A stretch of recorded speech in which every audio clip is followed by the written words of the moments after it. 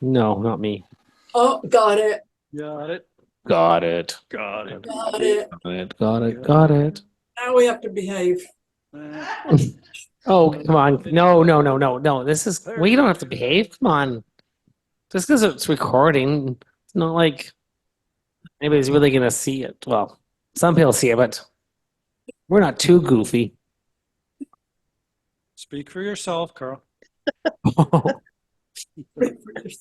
So welcome to Electric Mermaid. No timing tonight. So free for all. Mark, that goes for you. You can have a 6-minute song, 7-minute song. All set. We Whole set. Yeah. Something epic. All right. But we're missing your partner in crime. I guess he's in Nelson. I don't know. He is. Yeah, that's right. Yeah. I didn't think he'd be on. Yeah. I think he just got out there. Yeah, I was like, I haven't heard from him. He's usually pretty prompt with game, right? So I was like, uh-oh. They probably have snow Christmas there. music for us tonight? Or what kind of music? I could. No. Well, I mean like Jingle Bells or something. I don't know. Anything you want. Yeah. Well, I thought could. maybe you could. Frosty. I'd have to look up the words. You want to have a sit along or something. Something seasonal. Okay. Do seasonal. Do whatever you want. Yeah. Well, I can do No whatever pressure. you want. Yeah. Yes.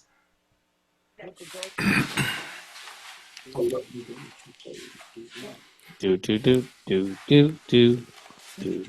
So, Just figure out that what I'm gonna read. He had a bad night, so he's not trying to focus on.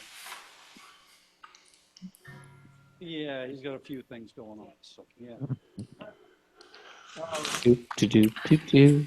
Yeah, I'm sure. So we are looking into next year for people for feature readers. We've got January booked, we got April booked, and September booked, and then yeah. So there we go. We're looking good. So if you know anybody, send them my way.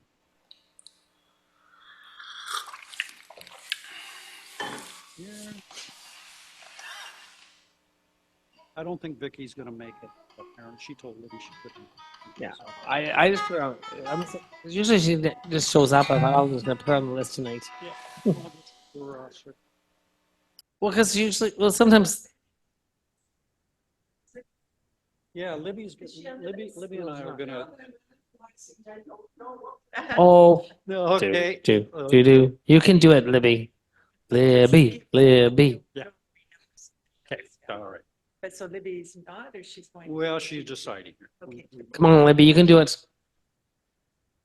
We have an excerpt from the Christmas Carol, and it's hard to pick out what part to read. There's Shawna. Yeah. Shawna. Oh, I got I can print you your own copy. I've got my here. I just need to doctor. Yeah. Thank you. It's like I thought you had given that one to me. Ooh, chocolate.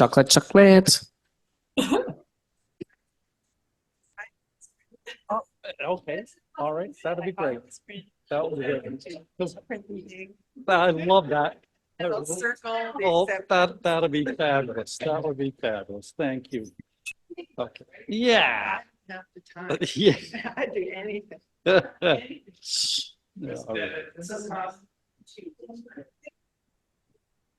Yes. There you go. Well, this is like you that is right.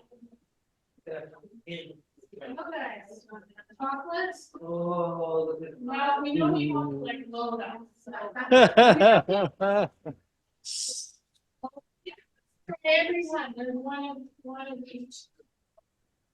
These are the ones. Red is milk, blue is dark, gold is white, and then yellow is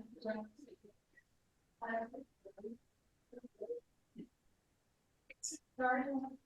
I got one. Yeah, darkness. Oh, dark one, yes. I want to know what the weather is like in Germany. Blue. Those are the best. It's it varies. We've had snow and it's been way below freezing, and then it goes back up to like 5 degrees, 7 degrees. So, and rainy. Rain. What's going on right now? Right now it's dark. I don't know.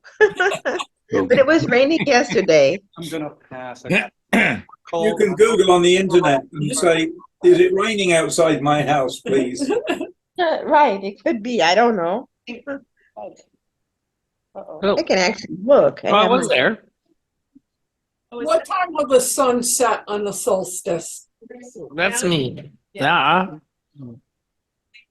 What time? Here we have the sun rises about 8:30 in the morning and goes down at like 4:30 in the afternoon. I don't know. With that light, it looks like he's orange, Derek. What's that? With the light, when you saw it, it looks like you're. I don't know. Yeah, I get kind of I don't know. bright and glossy. Find out. How's my volume out there in Zoomland? William, is that You can only Bill's? see half is of that- me, so that's good. There we go. There we go. Better. I'm shouting. Hello, William. Is that? Are you Guy's brother? William, if it's Guy's brother, thumbs up or something. Okay.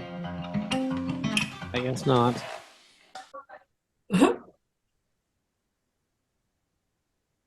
I'll ask again. How's my volume out there? It's good. Okay, thanks. I think it's good. Could be, but could I'm be not a allowed little to shout. William. louder, Derek. Hey, great to see all your smiling faces again, and big congratulations there, David.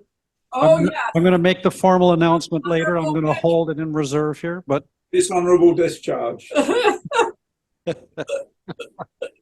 Not good enough. not good enough. The badge saying not quite good enough. for the time. Hey, Bill. Hi, hey, Karl. Okay. When they first Hey, Char. I don't know. It's not. Hello, William. Hello. Hello. Yeah. How are you? I'm doing just fine. Good, good. Are you going to read for us tonight? Not me, no. Oh, okay, you're just here to listen. That's all good too. Whereabouts is William? Calgary. Calgary. Calgary. Oh, he's disappeared.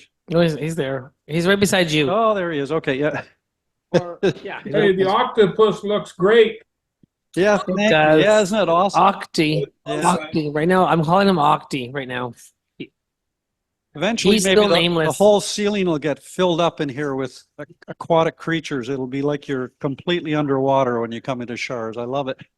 It's fabulous. No room for a badger, Come though. on. Oh. No, I don't. We'll have to wear snorkels. And Hello, Leanne. Oh, Yeah. You're muted.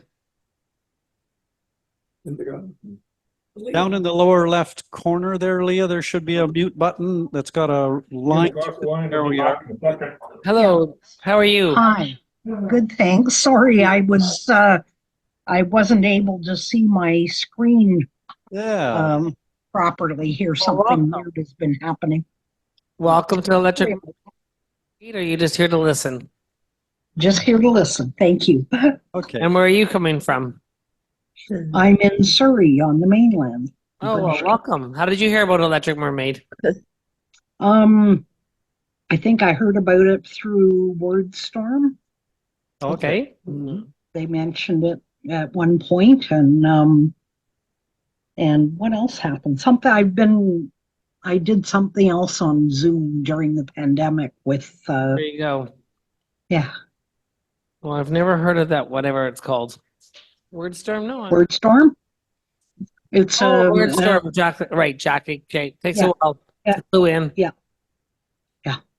So are you a reader or do you? Well, I'm actually a photographer and digital artist, and I also read a lot. I have a big reading habit, so Okay. Well, welcome. thank you.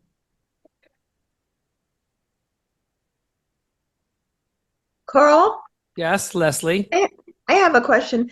Is it always the same link to the Yes. Zoom? Because I sometimes Yes. have trouble finding the date of the newest.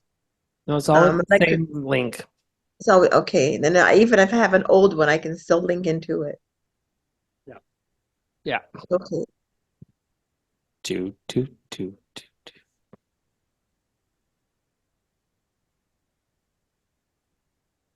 I don't know. You know to go to if you want to find out stuff, just go to charslanding.com.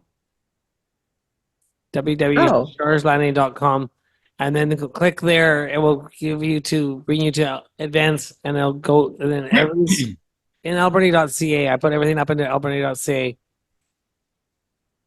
So yeah, I'll tell you all the stuff there. Tells you who our feature readers are. I'm still Right. working on that. A few people got back to me. Thank you, Jen, and thank you to Karen for getting back to me and everybody.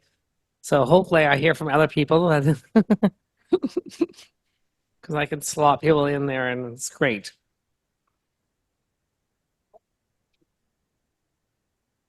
Judith? Oh, she's number 10. 10?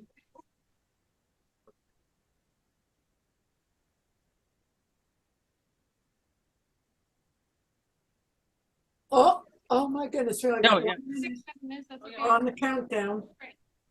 I guess I better mute. Smile. I know because I know a lot of people like to go over, so this is the night we can do it. I'm in a good mood. It's Christmas. Oh, that's a change. I got chocolate. Oh, here we go. I love this. This is the best. Oh, it melts just right in your mouth. Oh.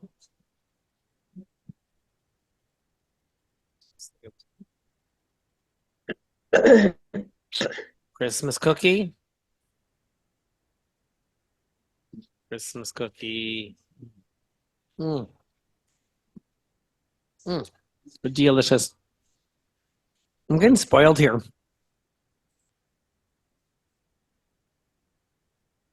Yes, please get me off the spotlight.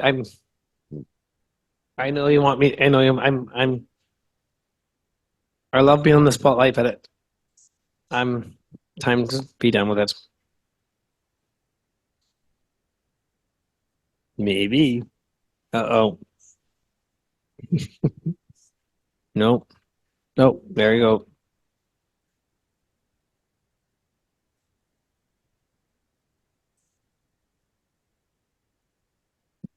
No. Derek should be the only one on the spotlight.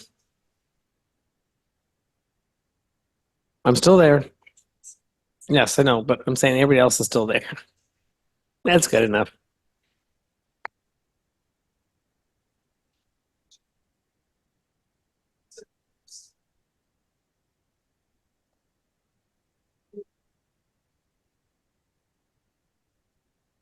Oh, I just realized Kathleen has her Christmas hair color. She's ready for Christmas. Got to put a bow. No, we just got to put a bow on it. Oh yes, and her Christmas sweater. We'll get David next time we'll give David green hair. We'll have the red and green hair.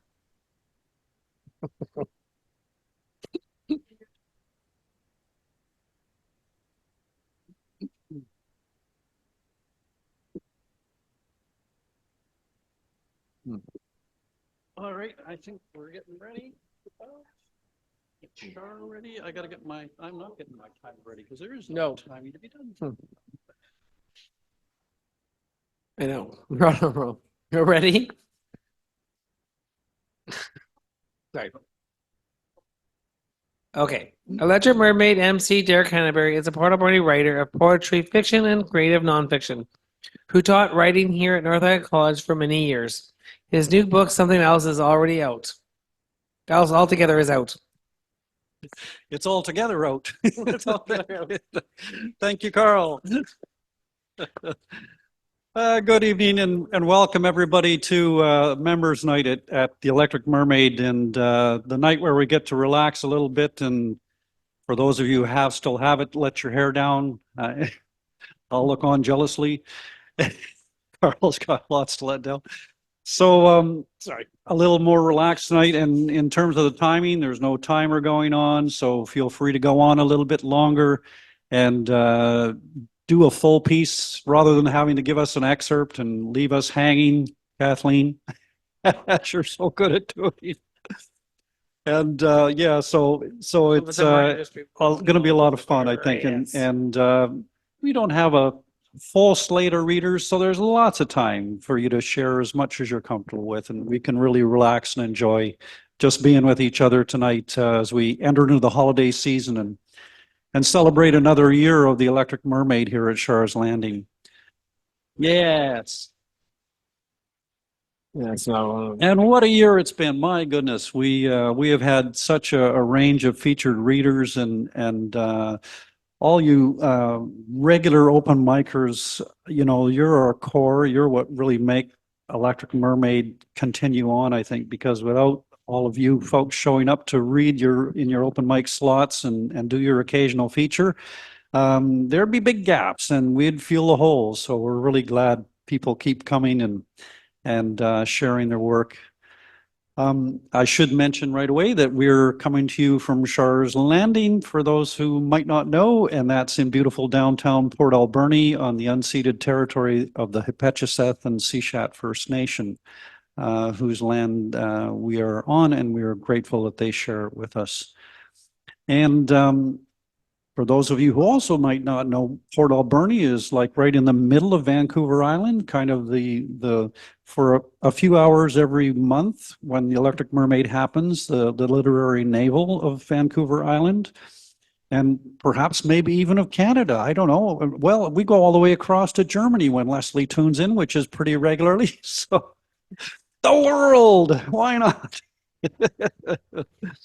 So we always start out with a big shout out to Char, because she's the woman who owns this Char's Landing and hostel. And she makes this thing happen. She is the techno wizard behind everything that keeps it all running, and also has the chore of making sure everything's running in-house as well. So she does triple, quadruple duty every night, and she must be exhausted at the end of Electric Mermaid. So let's give her a big hand for all she does for us. And I have to say, it's not just the literary arts that she supports in this community. I mean, the musical arts, theater arts, dramatic arts, political venue at times, but we don't want to get into that too much. All kinds of things, and we're so lucky to have her here in our community. And few of you have managed to visit, but if you ever do get out to Port Alberni Way, please make sure you stop in at Char's and say hello, and she can maybe give us a text and we'll pop down and have a glass of wine or something together, a cup of tea. It'd be great. So we want to give a big thank you to Karl too. Thank you, Karl. The guy who keeps us all on track and makes sure that everybody gets a chance to read and looks after lining up our features and all that good stuff. So we're really grateful to him. And grateful also to our in-house Sheila. Where is Sheila hiding? She's back at the bar. She's the one who keeps us big hoots and hollers here at Char's for her. She's pouring tea. She keeps us fed and watered, and brings her own popcorn and water if you need it, and so forth. So yeah, there she is. Thank you, Sheila, for all you do here. All right, so it's members' night. Let's get it started. We have got, one announcement though I need to make before we get started too, is that there was a significant event occurred in the last month. I don't know if all of you or some of you are members of the Federation of BC Writers, but they announced their long list for their contest, and then finally the winners at the end of the month.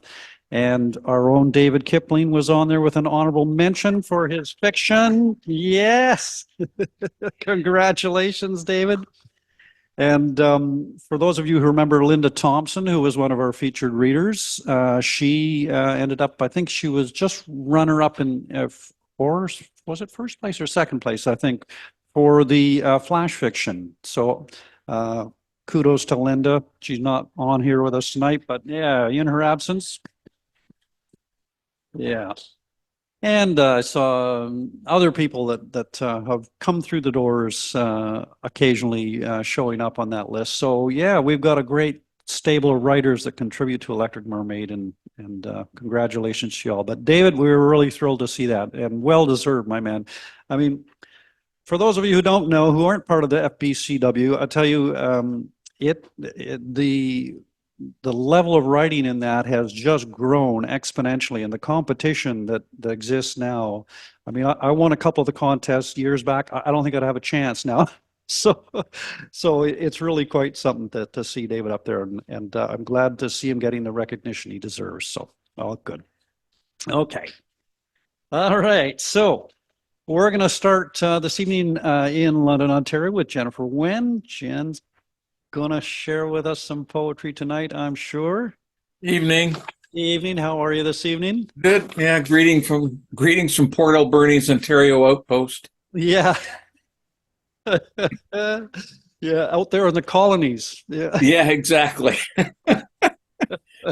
I'm going to go back a ways to my chapbook, A Song of Milestones, which came out in 2019.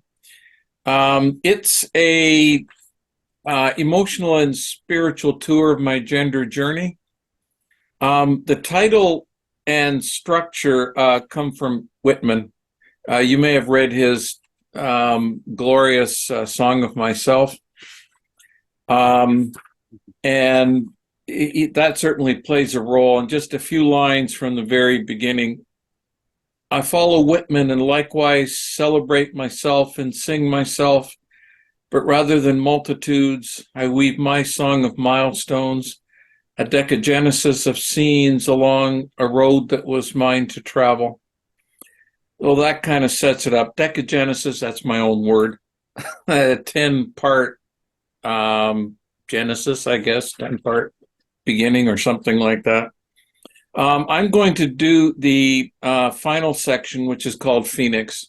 I've done that rarely by itself because it is the final section and needs a little more setup, but I have time to do that.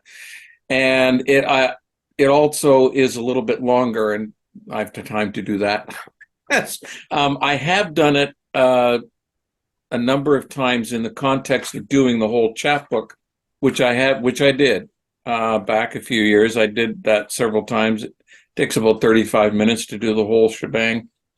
But anyway, Phoenix. Now, there is a reference at the beginning to a trip from New Hope. Now, the poem lays that out, but that's New Hope, Pennsylvania, where Dr. Christine McGinn has her practice, and she was my surgeon for one of the components of my medical transition. And the 2018 trip that's referenced, I saw some Whitman stuff on the way back, which was great. So you hear that. Might make a little more sense. And this piece also leans on a mashup of Lou Reed. You've heard of Lou Reed, the famous singer. He did some wonderful stuff. And there's one beautiful poem that I reference in here. Poem for me, but song, I guess. And there is, and also a mashup with the poet May Sarton. So there's kind of a mashup in there, and the piece leans on that, and there's an assist from Somerset Maugham. Now, there's also a reference in here to my starting to write poetry, which you'll hear, and there's a mention of mystical landscapes. That was an exhibit at the Art Gallery of Ontario, 2017 or 18. Absolutely wonderful art exhibit. And you'll also hear a reference to Vancouver Island when I get to that part of it. So keep an ear out for a special Vancouver Island spot. Okay, Phoenix. Miles rolling by, New Hope receding from view but not memory, homeward bound from a surgical update and some time breathing in Whitman's spirit in Camden and Long Island, my internal highway autopilot engaged. Like a mirage in the desert, I could still see my backyard and remember how, envious, I would watch them swoop and glide, effortless, multiform mastery. Clever chickadee, always first to find new treasure, darting in and out. Noisy blue jay storming in. hawk with piercing eyes circling high aloft, thrum of the gentle mourning dove. Gravity bound, I could not follow, not there, not that way. The memory mirage dissolved, and I returned to my musical escorts, listening to Lou singing through the pain of loss, singing along with him about going through the wonderful fire, passing through self-doubt, anger, hurt, and ever-present past. In the end, being left with yourself, singing about discovering magic in it all. Then reflecting with Mom that all really did balance on a razor's edge, and not once, but over and over. Finally casting back to my surgical rebirth and self-discovery, healing hours spent immersed in May's life work, reaching the very last glorious beacon, her phoenix again, reborn from love, reborn through the flame and the pain, reborn and triumphantly soaring in song, and hearing yet the echoing ache deep within my soul. Recalling too the wonder of finding new community, finding acceptance, finding a need to serve, to live and fast forward the life I never experienced, finding mutual validation with fellow travelers, rediscovering the gift of parenthood, touring exotic, ancient, chaotic China with Andrew and Sarah, fulfilling a long-cherished desire. And still they lie in wait, phantom panthers prowling my emotional forest, always ready to pounce.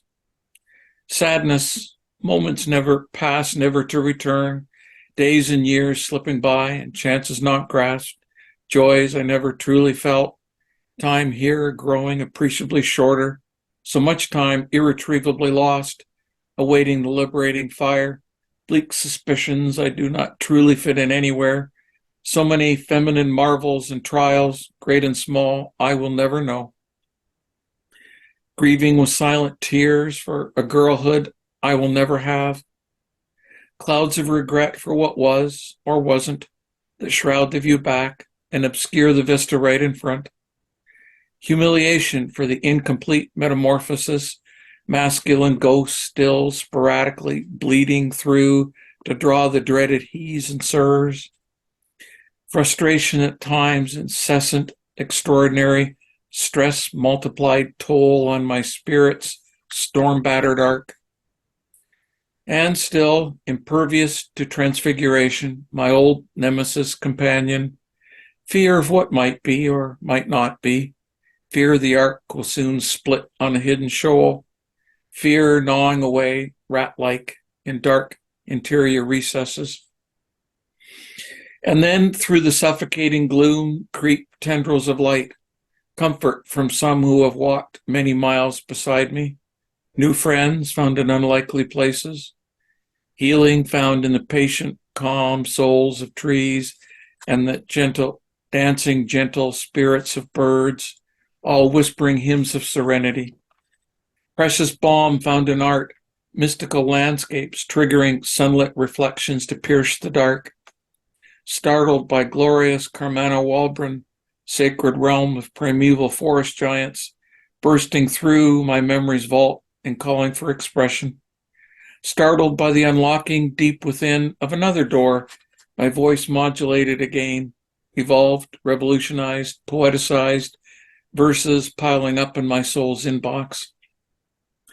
Sweet stolen hours spent translating the cosmic emails while life's noise abates, psychological demons retreat, physical ghouls slacken their grip, while pain transmutes to poetry, nothing existing except me and the phrases. Floating in union in an eternal present, I am suffused in a power and peace, dreamt of but not hoped for. But why now, so far into the journey? I've asked that question and received shards of an answer. The twists and turns, both experiential and literary, conferred a measure of wisdom. Only the purifying fire could liberate my imprisoned feminine muse and bestow rest on the male persona who had carried me so far. So now, turning builder, I set about gathering my word rocks, constructing milestones to mark my road, igniting beacons of my own for others, each one releasing some of that magic, pointing to mysteries, billowing fresh wind at my back as I sail new seas of my lifelong spiritual voyage, blessed to now be charting a virgin course. And thus I passed through the fire, not in an instant, but over many miles, and reborn out of the ashes of the conflagration, a phoenix rose on poetic wings to strike out for the way untraveled, knowing the great unification lies around a bend unknown, perhaps near, perhaps over the horizon. This phoenix, my phoenix, battered and scorched, but soaring at last, and finally bound to sing my own special song. Thank you. Beautiful, Jen. And what a celebration of life your writing is. You know, I was just Thank you. thinking as I was listening, the search for the self and self-identity is so universal, and you embody it in your work, and physically, spiritually, it always manifests it. And how in the healing, you always point towards connection, whether it's connection to nature or to other human beings. And, you know, I watched a TED Talk the other day that the longest study and the most exhaustive study they've ever done on happiness and what makes people happy, and its connection is number one, absolutely. And that's why we're here, right? We're here. That's right. And Thanks, Derek. yeah, so it's beautiful. Thank you for sharing that. That was really uplifting. Thank you. All right. Okay, we're going to come into house now, and we've got a live reader here in the flesh. Shawna is going to share with us some of her work, and then we're going to snag her a little bit later too for a little special reading that Libbie and her and I are going to do. But for now, we'll just get her to read some of her own original material with her usual verve and passion and presence, which we'll come to know and love. One slug of water and she's good for the road. You can take the water with you if it's longer, you know. Okay. All right. What are you going to share with us tonight, Shawna? Tonight, yeah, perfect. So tonight, how's that? Good? Good. Yeah. So this is a very special poem of mine. I wrote this probably 9 or 10 years ago when I was going through a massive transition in life, and it just really flowed through me. And little did I know, hundreds of poems would begin to flow after this one, really exploring these themes and really being a purge for my own pain and really giving a voice to everything inside of me that had never been given a voice before. And so this was the very first poem that explored those themes. It felt like it was a message for me. I didn't quite realize the significance, I don't think, of it at that time. But looking at the past 9-10 years of being this massive chapter in my life, I really see the significance of it. So I hope you find your own message in this poem. And this one is called The Beast.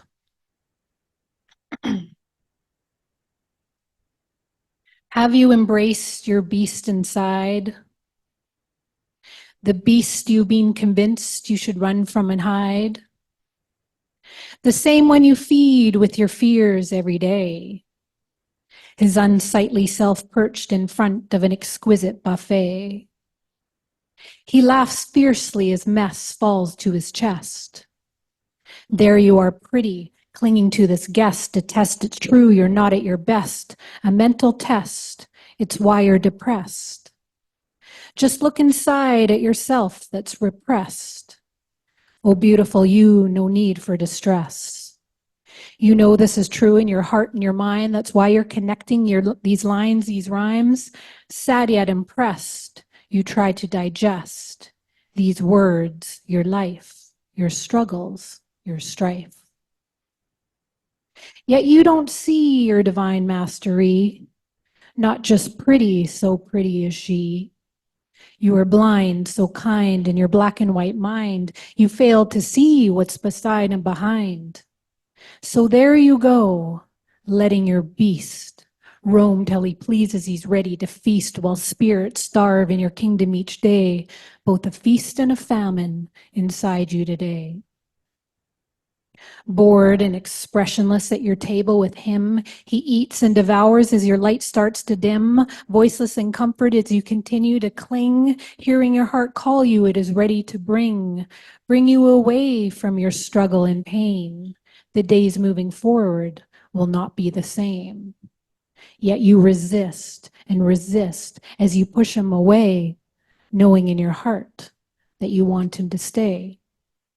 This force in your body, your soul, and your mind is what is a hold as he's one of a kind, a secret affair with your beautiful beast, a part of your story, your own masterpiece. Away from the table, releasing your cling, convinced to leave, yet you so want to bring, to sing. A choice you feel you have to make, how wrong you are, so much at stake. For in your beast's presence is comfort you see, familiar feeling that makes you feel free, familiarity like he. Why can't you see? Take him with you, for you is he. A reflection in his big black eyes of yourself as he looks at you, food spattering from his devouring mouth. He is unsightly, yet beautiful, as you are starting to see. Abandon your shadow, and your light cannot be the backdrop like a dark midnight sky, so high, illuminating the moon and the stars for your eye. The darkness is needed to see eye to eye, like the song, like Amore, like a big pizza pie. Turn on the lights, and what will you see? Beauty without the beast, scared as can be. A new reflection, an unfamiliar sight, his companionship comforted like the stars in the night. Now a new reflection, inner light, fright. The unknown stands still and tall in the night, a spectacular birthright. Lost as if in an unknown land, you yearn for the familiar, comforting hand, the presence you clung to like a frightened child, wild. In your discomfort and disbelief, you turn back to your pattern motif. Again until then, here you return to your seat at the table, sucking your thumb and craving the cradle of comfort that your beast gave you, so you did not have to face what was new. New and unknown, yet if you would wake, you would see it was all just a dream awake.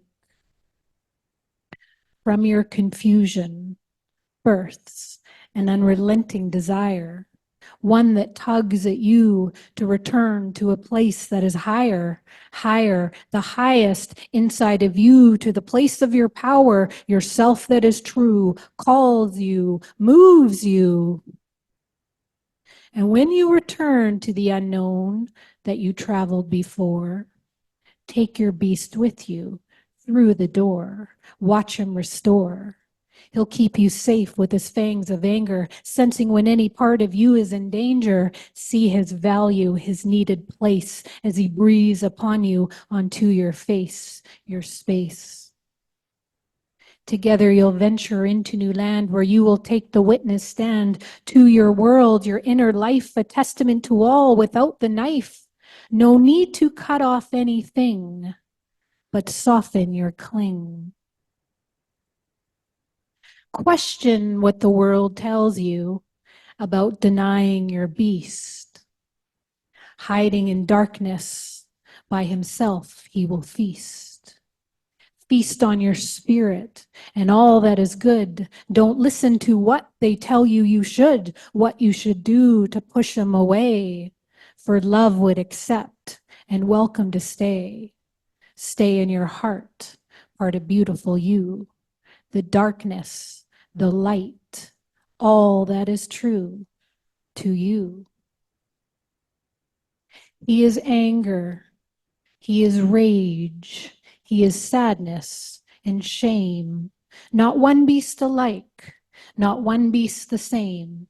Yet united they are, for they are born the same place, all needing love, acknowledgement, and grace.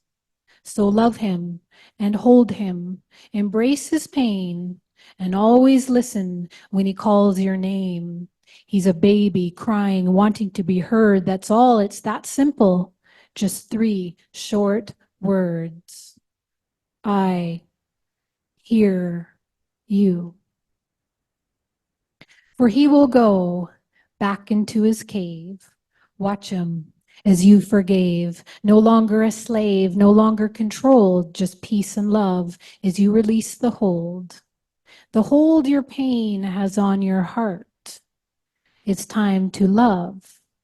A new day, new start.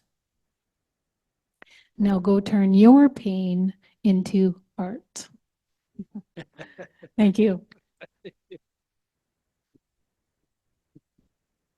Thank you so much, Shawna. That was beautiful. And moving is always in so good. Carl Jung would be so proud. He would put his stamp of approval on that poem. Beautiful. Thanks Thank for you. sharing that. Yeah. All right. Yes, the beast within we all have, eh? Yes. How to work with it, how to live with it. And yes, it is perfect. We need the beast. We need the beast on our terms. So, right. Okay, we're going to go back out to Zoomland, and Kathleen is waiting there in Gibson's Landing. David has abandoned the couch, giving it over to Kathleen. What are you going to share with us tonight, Kathleen? Oh, I just completely want to thank Char for that wonderful angel that keeps moving. Have you seen it? No, I missed it. You have to see it. It's got a candle and it moves. It's Very- wonderful. Very slightly. I thought, oh, I have to have one of those. Yeah.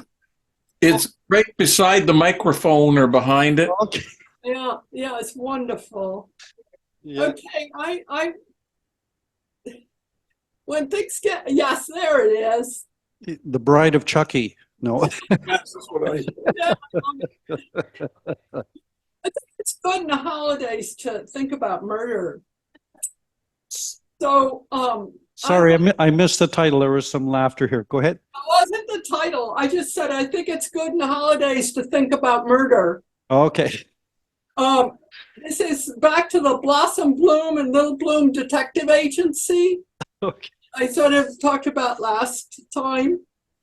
So they've got a new client. So the new client, Jack McSweeney, arrived promptly at 3:30, introduced himself and cut to the chase. The cops say my twin brother Liam fell to his death from Lookout Point at Mighty Oak Ridge, but I know he was pushed, and I want you to find out who pushed him. We go to Mighty Oak Ridge Park every June for our end of school year trip, said Little Bloom. The teachers are always worried one of us will fall and break our necks. The teachers always tell us the story of, I'm not interested in your story, kid. I need to find my brother's killer. Heather squared her shoulders, looked their new client in the eyes, and spoke firmly but calmly. Mr. McSweeney, I can feel in my bones how upset you are, but rudeness to Lil will not be tolerated. Do you understand me, Mr. McSweeney? Harry nodded his head at Heather in approval. He had felt that her assertiveness training last month was coals to Newcastle, but now he was happy to see her making use of it. I don't like the way you just said the name McSweeney. You got something against the Irish? Now be careful, Mr. McSweeney. I don't know what boat your people came on, and you don't know about mine. I'm not saying there's not prejudice out there, but you know that labyrinth in the park? Well, Harry's cousin came over from Dublin, and he was walking that labyrinth, following all the instructions about taking deep breaths and reading all the sayings written into the borders, like peace, hope, and kindness. When he suddenly jumps up in the air and yells out in shock, "No Irish? Foreignness?" and runs right across all the walking lines like he can't get out of that labyrinth fast enough. Then he races over those beautiful rock sculptures, You know, the ones visitors to the park made over time by balancing rocks, stones, and even pebbles on top of each other, until now there is a long line of them. They're sort of imitation Inuksuks. If you can spell Inukshuk, you can for sure spell appropriation, Lil muttered under their breath. Well, to continue my story, Heather said after giving Lil the look. I rushed over to investigate, and before I could explain to Harry's cousin that a dead leaf had covered half the letter U in nourish, and that foreignness was actually forgiveness, he had in a rage toppled all of those sculptures. What's that got to do with me and my case? Everything and nothing, Mr. McSweeney. I'd just like to know, are you and was your twin brother a toppler? Because if so, that could have a major bearing on the case. So I ask you, are you or was your brother a toppler? She means, do you rush to judgment? Harry hastened to explain. Heather gave him the same look she'd given Lil Bloom earlier. No, he wasn't. I'm not a toppler, Miss Blossom. My brother Liam and I owned, and now I alone own McSweeney's Florist. Perhaps you've heard of us. We're known for our motto, we speak the language of flowers. Mr. McSweeney proffered a business card. Heather took it and handed it to Harry in the hope, no matter how far-fetched, that Harry might buy a bunch of flowers someday, if not for her, at least for the office. I know the language of flowers, Lil interjected. My grandmother gave me a book on it. It's just branding for the business, Lil, nothing more, Heather whispered to her offspring in a parent-splaining voice that caused Lil to roll their eyes. Meanwhile, Harry shoved the card into the chaos that was his desk drawer and took over the lead in the questioning. Mr. McSweeney, we can't start an investigation with nothing to go on. So unless you can think of anything out of the ordinary that has happened before your brother's death, there's nothing we can do for you. Jack McSweeney waved his arms in frustration. I was going to tell you before I was distracted by all this talk of labyrinths and piles of rocks and who knows what else. My brother got a number of very angry and even borderline abusive calls from 4 people who had received flowers from our floristry shop.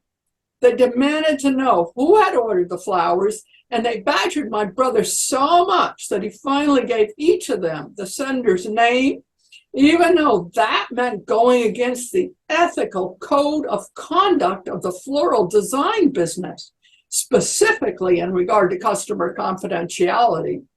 Then it gets really weird. Each recipient claimed my brother was lying because the person he named couldn't possibly have sent them the flowers. They claimed that my brother must have been involved in some deep state of the flower business, conspiring against them by sending them bouquets they didn't ask for. Harry leaned forward. If you give us the names and addresses of the recipients and the names of those who placed the orders, we will investigate, Mr. McSweeney. That's all I can promise. Later, what Heather and Harry were to most remember from that first client interview was that they should have let Lil Bloom finish their story about mighty Oak Ridge Park. They also took a solemn vow to forever after abstain from parent-splaining. And that's the end of that episode. I'm still doing an episode, Derek. All right. Thank you, Kathleen. I just love the way you weave in the modern political elements in such, I don't know, seamless ways, and yet in another story that might seem out of place in yours, they feel like totally perfect. So thank you for that.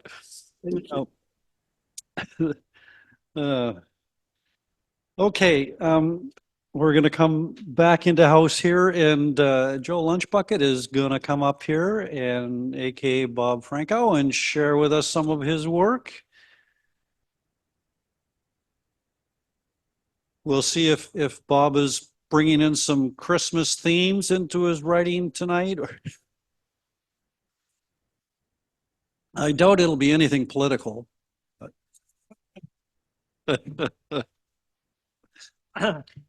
All right. Oh, there we go. Careful, Bob. How's that? Perfect, man. That's perfect. In the glory days of the USSR, local Canadian Reds would holiday in their red Russian and Cuban meccas, just like pilgrims in the Holy Land, and would return to Canada with glowing reports. Friends would ask if everyone had cars like us. The answer was no, they don't need them. They have clean air and great public bus service. A heckler scoffed, saying, when I couldn't afford a car, I didn't need one either.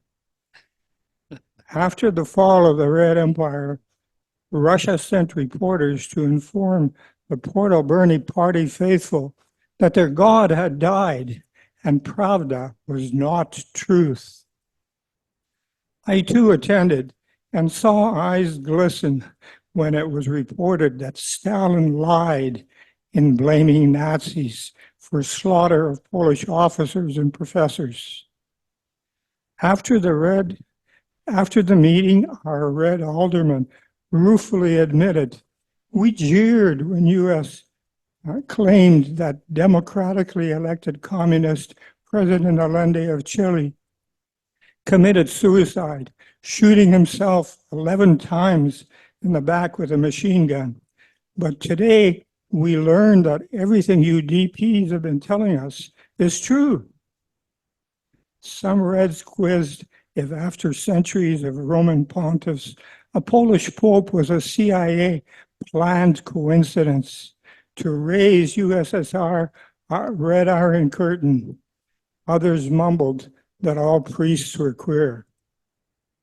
A defender of the faith challenged, are you inferring that the Pope and even the Dalai Lama are homosexuals? Our Red alderman never took the name of the Lord in vain, but for emphasis proclaimed, I'd be goddamn surprised if they weren't. Have I turned red through association and see Putin as a lesser evil than Biden and Puppet Zelensky? Is U.S. aim to diminish Russia and China, no matter how much real estate is lost? If no U.S. troops die, does it warrant the cannon fodder and collateral damage cost?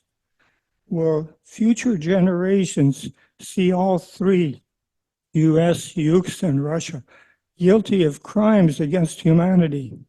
Will church-state media monopoly continue manufacturing consent and war winners always record history? What national leader will the Antichrist be?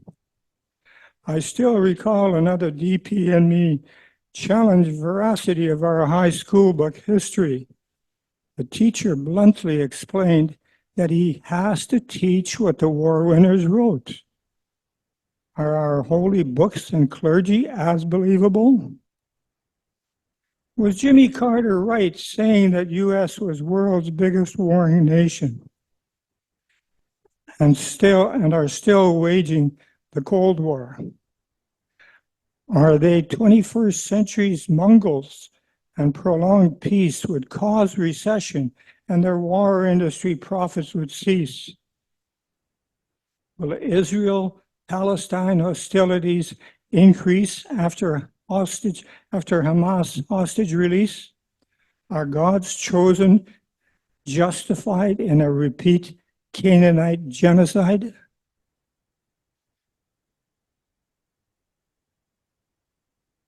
In the 60s, work and welfare housed us all.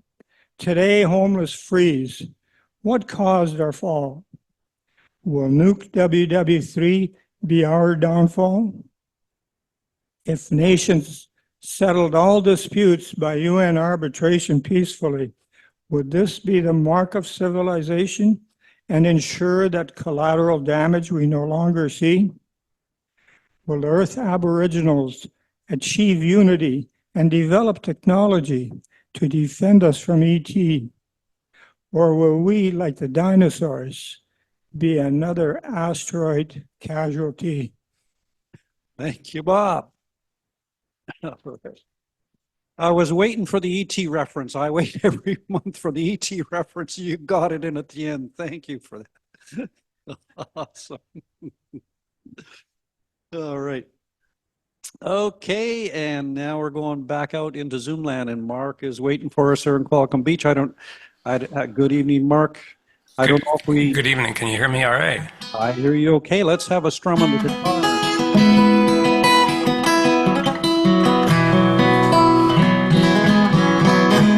Are we all right with that? Is that going to be okay? That sounds good here. How about out in Zoom land? Sound good? All right. Very good. So I was going to do a song. It's not so much it's not a Christmas song. I made it up this time of the year though, and it sort of seems to come around this time of year. It was in I think 2020 or very early 2021. With COVID was like this very present still, and I had been thinking a great deal about how what I considered ordinary things were just sort of, we're discouraged from doing ordinary things like going for a cup of coffee or something, or when you walk by somebody on the street. Do you remember this? Like you had to give distance, like 2 meters, and it was just these amazing, like, milling about in a crowd was discouraged, and it's just these ordinary things that it just never occurred to me up to that point that something like that would be a problem. And so then this song came out. It sort of got me started.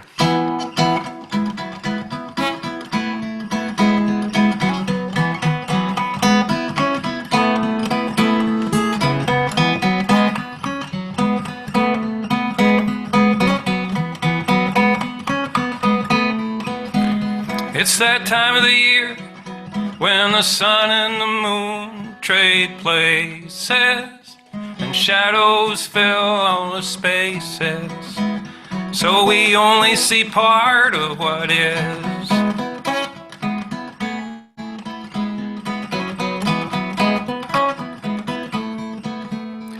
This year seems so different, something bad got mixed in with the news. Wrong has right, all confused.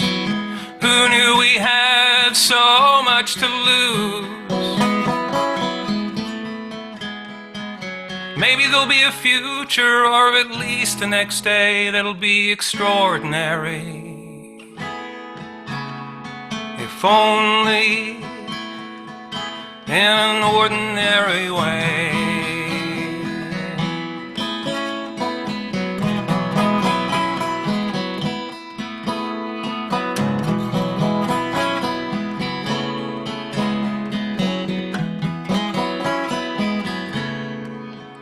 There's a cat on my block. She's been stealing shoes. They're not something that she can use. Is she just another cat not thinking it through? Or is she answering the question, what should I do?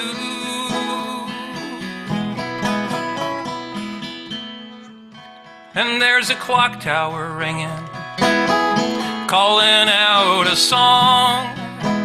There's a rhythm and it's singing along, playing a part, carrying on and on and on and on. Maybe there'll be a future, or at least the next day that'll be extraordinary. If only in an ordinary way.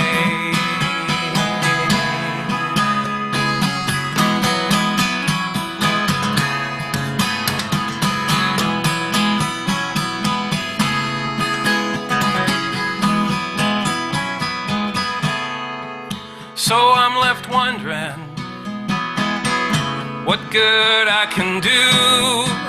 The world is sad, but it's beautiful too. And pretty good is pretty good. That's still true.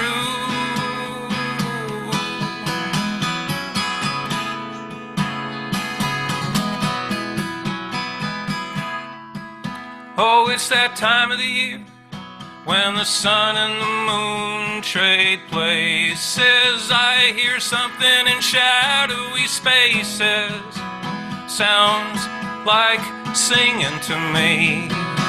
Sounds just like singing to me.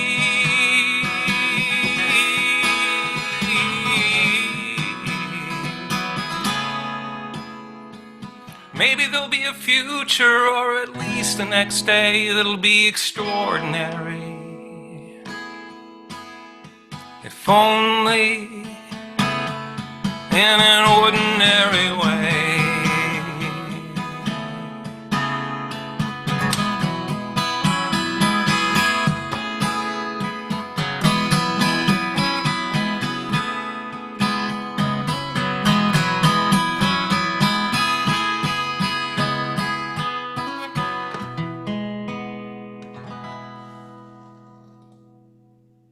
Beautiful.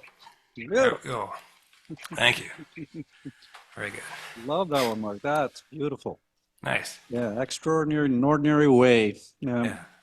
We do have to, you know, as things evolve in the world, you know, we have to step back sometimes and just say, wow, you know.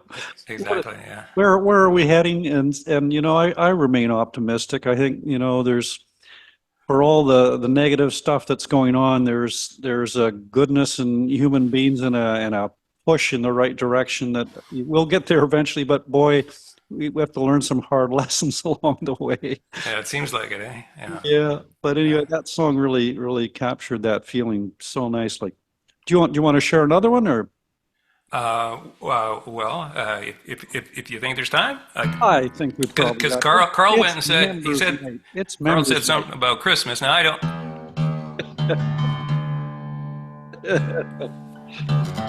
No pressure. Yeah, no, it's not the pressure. It's I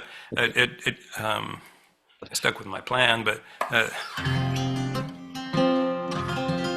I have this song. Well, I think it's one of the only ones I ever made up with somebody else. I have a friend.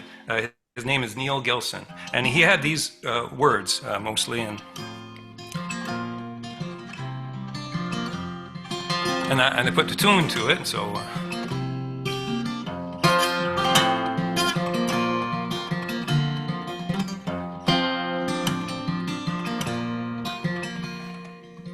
Oh, I should explain. I always do, because it seems to me it's called The Day After the Night, and I don't know why he named it this, but well, the day after the night before Christmas, and so it's going to take you a while to go. Okay, well, what is that? So that's Christmas. That's what that is. It's Christmas Day. Okay, so don't spend any time mulling that over. Just let that roll over.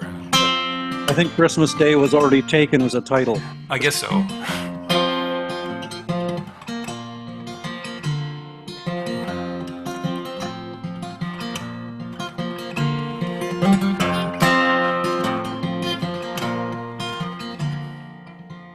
The day after the night before Christmas, little feet creep down the hall, whispers and squeals of discovery, not a regular morning at all. The sun's coming up, moon's going down, frost tinsels the snow that covers the ground. A new gift, a new start, a day of the heart, the day after the night before Christmas.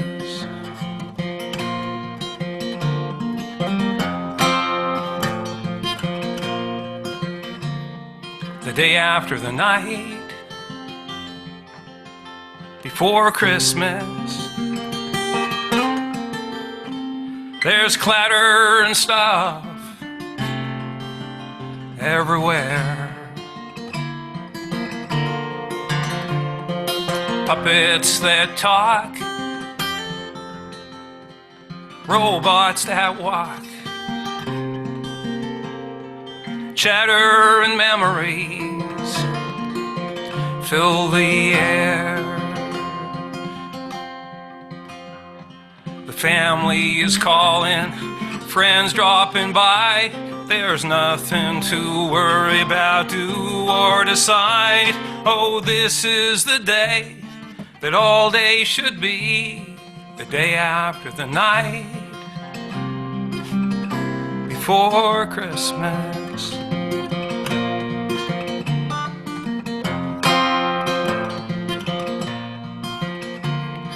Silent night singing and jingle bells ringing, Santas and wise men foretold. Angels or reindeer, good prayers or good cheer, it's a feeling that each of us knows.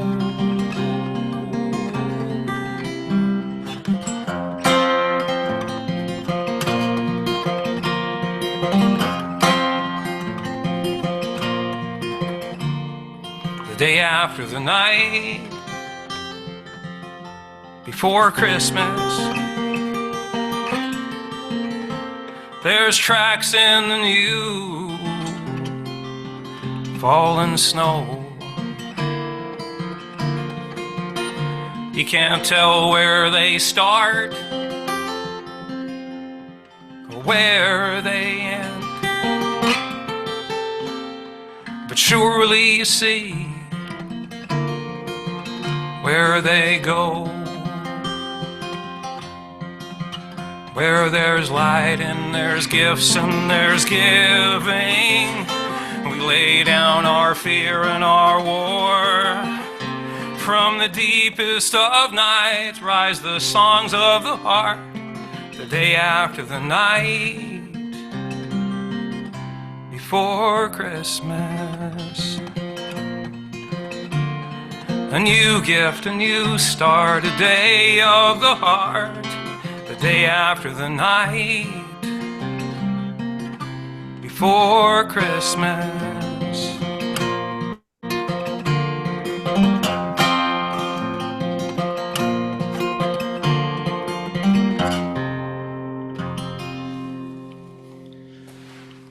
Wow. Thank you, Mark. There you go. I mean, You're if welcome. any song captures the spirit of Christmas, that does.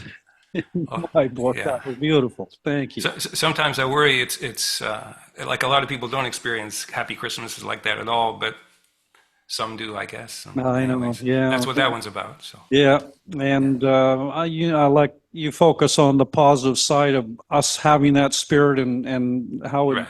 brings everyone up. It's funny. There's a fellow who panhandles by the Bilo grocery store in my neck of the woods, and I chat with him often. And he was saying, he says, I just can't wait for some snow. I said, snow? I said, it's so cold out here for you when it snows. He says, yeah, but he says, I got an elf costume. He says, I got this elf costume and I got two guys who want to sing with me. If we just have some snow, we're going to come sing some carols. Right on. Right Oh my on. goodness. That's good. Yeah. That's hopeful. Yeah, beautiful. Anyway, thanks for sharing that, man. That was great. Yeah. And just a reminder, Mark's music is available on markwonneckmusic.com online if you want to go check out some of his tunes there. Thank you. Yeah, we so appreciate you bringing the music to the Electric Mermaid. It's very nice. All right, and Vicky's not here tonight, so we're going to go back out into Zoomland to Gibson's Landing, and our award-winning author, David Kipling, is going to share with us some of his prose. Oh, There you go. You're unmuted. where am I? Caught you off guard there, David. You probably thought you had another reader to relax through, but But it wasn't an award. It was, a close to an award. it's like saying the guy who comes second in the Indy 500, like saying, you must be really pleased, and he'll punch you in the mouth. So So I was a couple of things, okay? Three things you're going to get.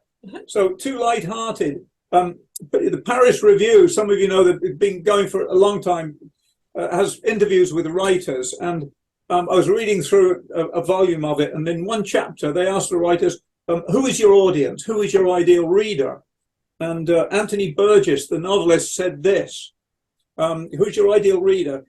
The ideal reader of my books is an amateur musician, Catholic, a little short-sighted, who has read all the books that I have read. He should also be about my age. Now that's, I think, it says that very well. The other is Karl kindly cut me off at the beginning when I was trying to read a 4-line poem, and he cut me off after 2 lines. So I'm going to read it now from memory. Good. So if it had a title, I would call it The Critic. And it was written by somebody who has a last name very much like mine. And if I can do it just from memory, he said this, that when the rays of the newborn sun fell first on Eden's green and gold, our father Adam sat under the tree and scratched the stick in the mold. And the first rude sketch the world had seen was joy to his mighty heart, till the devil whispered between the leaves, "It's pretty, but is it art?"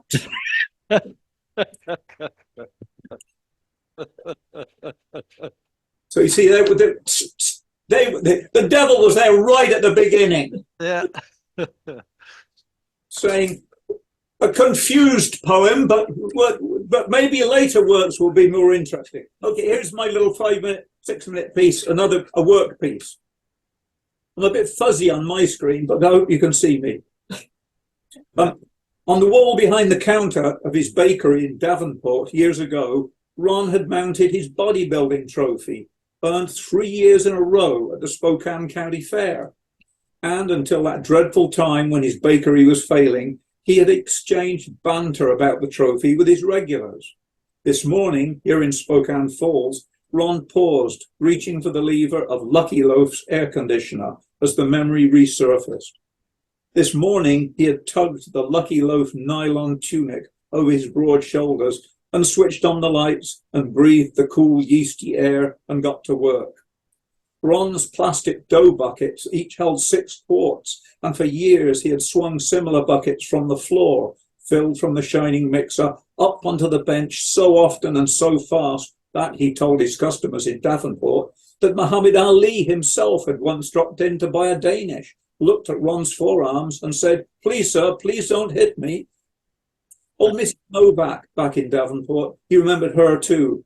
"My Gregor," she would confide, pointing at Ron. "My Gregor, arms like that, yes. In regiment, carry the flag, big pole, heavy, carry, march, stand still, not move, strong like you." Ron had never asked what had become of Gregor Novak and was content to ignore her rough hands squeezing every sourdough loaf on the racks. Not now, not nowadays as an employee on a salary with a piddling bonus and wearing an employee number on his once proud chest. Here at Lucky Loaf in Spokane Falls, no squeezing the goods and no jokes either. He had dutifully read the company regulations in the 3-ring binder. No jokes. Page 3. Light-hearted greetings may refer to weather or to smart appearance of customer. References to local sports teams should be positive. Absolutely no political comments. Ron yanked the on lever and heard the huge air conditioner moan as it rose to operating speed. In Davenport back then, in his own bakery, he used to prop open the front door and the loading door at the back. The summer breeze off the flatlands west of Spokane brought the sweet scent of apple orchards right through the shop. Back then, Ron's loose cotton drill pants and poplin top, his half apron with its fraying ties, kept him comfortable for 10 good years. He used to whistle all day. Desafinado, they nicknamed him, at the Mediterranean Social Club across the road when he strode in with a tray of garlic bread. Stan at the social club would call, "Here comes Desafinado." Desafinado, Ron discovered later, was Spanish for out of tune. Not now, no whistling at Lucky Loaf, because Lucky Loaf offered a fast, fresh and full of taste experience at all its 190 stores nationwide, where you can be guaranteed quality, consistency, and customer satisfaction. The plastic fucking banner said that, didn't it, out there on the scorching forecourt of the Magnum Mall, the new retail plaza of Spokane Falls, where Ron Haddock, after 3 years apprenticing and getting his Red Seal certificate, after 10 years in his own Davenport bakery, now here at Magnum Mall, Ron Haddock, head baker, employee number 347, was providing those services without any whistling, while the new hire was picking his nose over by the mixing machine. Ron and Irene still had their house over in Davenport, close to the I-90. They had their 2 daughters. They had the ivory white Ford Thunderbird with the Continental spare wheel cover safely in the garage next to Irene's Toyota. Irene had risen to manager of a travel agency and was happier than ever.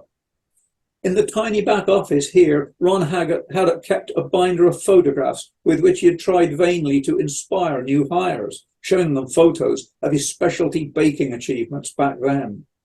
Ron's centerpiece for the Washington Farmers Wheat Convention, a superb rye-bred combine harvester with a lifelike farmer of glazed red wheat dough in the driver's seat.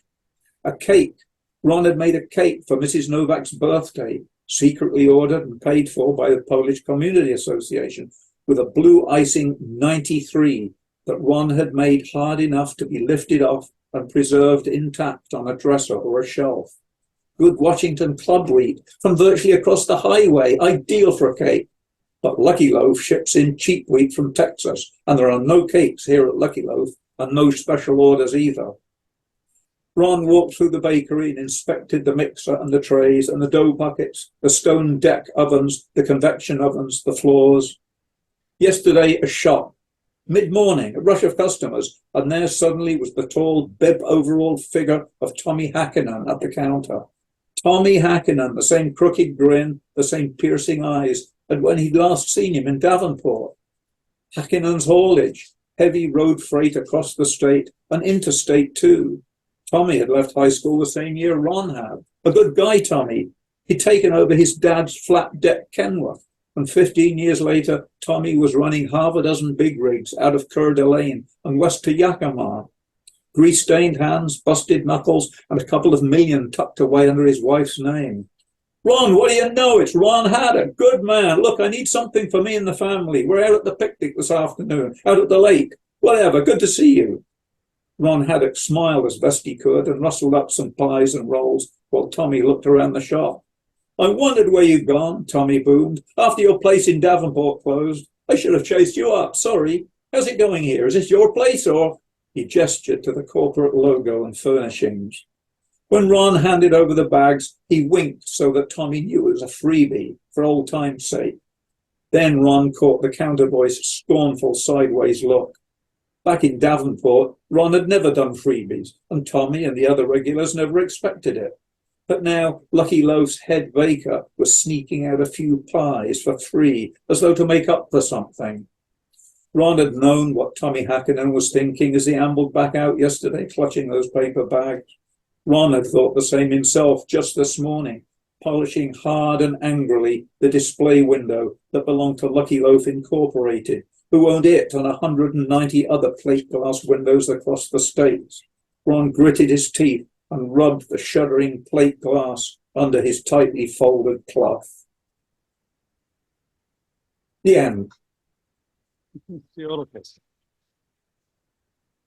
Such depth of character study you do, David. I love it. Thank you for sharing that.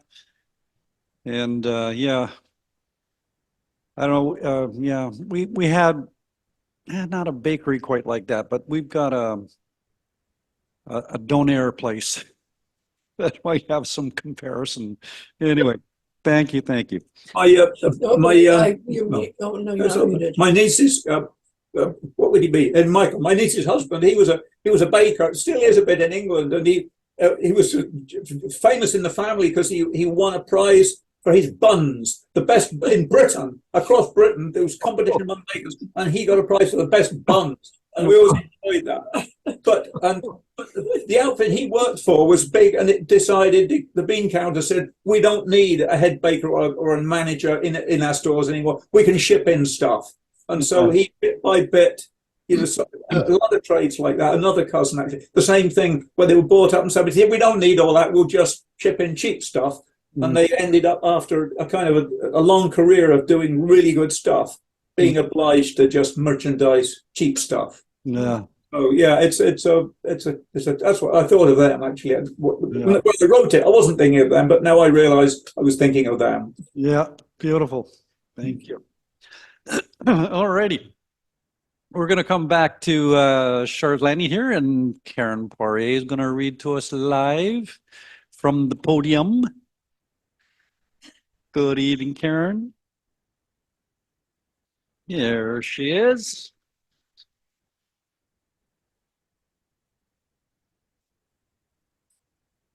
Just a small adjustment of the mic. There we go. Is that okay? Can you hear Yeah, me? yeah, I can hear her. Yeah, that's good. Yeah, I've just got a few poems, I thought. Oh, yeah. She's just gonna zoom in on your pretty face there. Oh, Yeah. okay. Okay.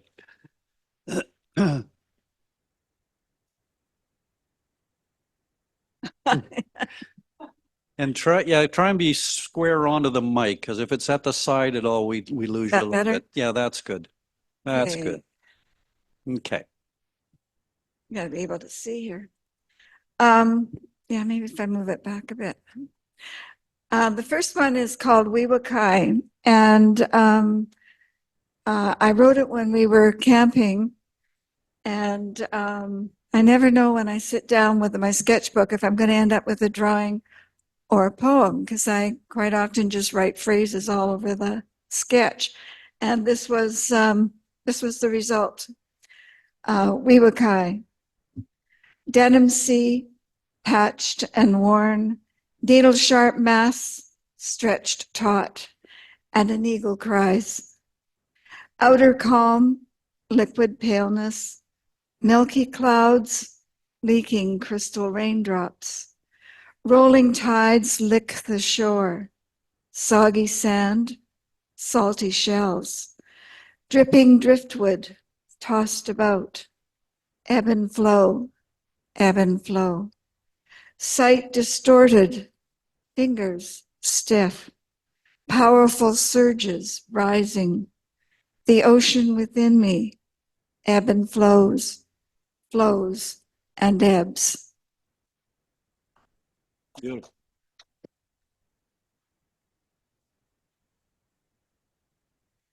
The next one is called A Journey.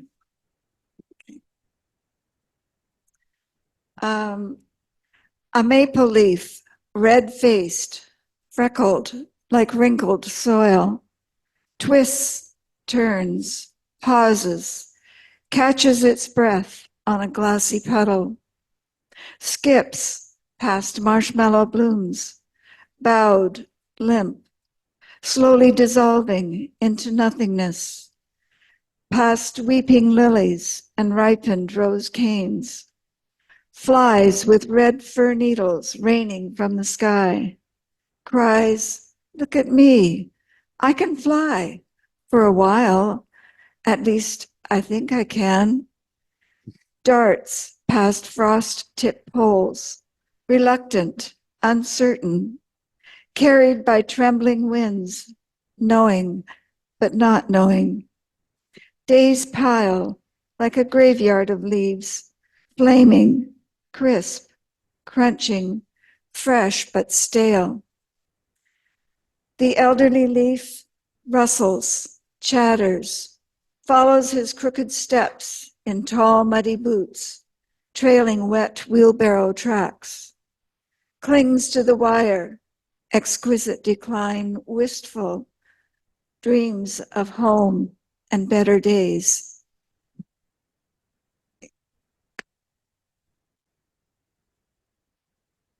And I've got one more here. Yeah, I started this quite a while ago and then just recently just finished it up.